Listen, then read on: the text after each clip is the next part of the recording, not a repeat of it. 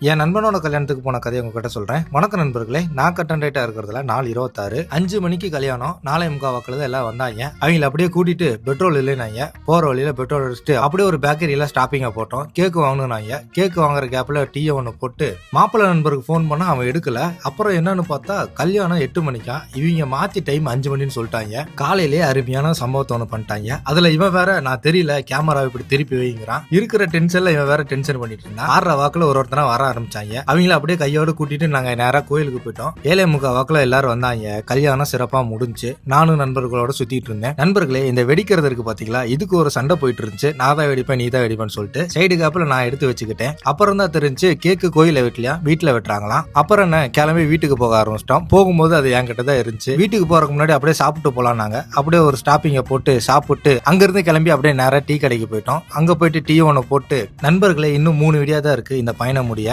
அதுக்கப்புறம் என்ன கண்டென்ட்ல video upload பண்றேன்னு சொல்லிட்டு தெரியல. உங்களுக்கு ஏதாவது ஐடியா இருந்தா மறக்காம கீழே கமெண்ட் ஒன்று போட்டுடுங்க. ரைட்டு நண்பர்களே, ஈவினிங் வாக்கில் வீட்டுக்கு வந்தேன். கொஞ்சம் எடிட்டிங் வேலை இருந்துச்சு, அதை உட்காந்து பார்த்துட்டு இருந்தேன். நாளைக்கு நமக்கு ஈவென்ட் இருக்கு. அதான் பேட்டரியில எல்லாம் சார்ஜ் இருக்கான்னு சொல்லிட்டு செக் பண்ணிட்டு இருந்தேன். இல்லாத பேட்டரிக்கு சார்ஜை போட்டு விட்டு நைட்டு சாப்பாடை சாப்பிட்டு அப்படியே இந்த நாளை முடிச்சுக்கிறேன். ரைட்டு நண்பர்களே, கட்டன் ரைட்டா இருங்க. நாளைக்கு சந்திப்போம்.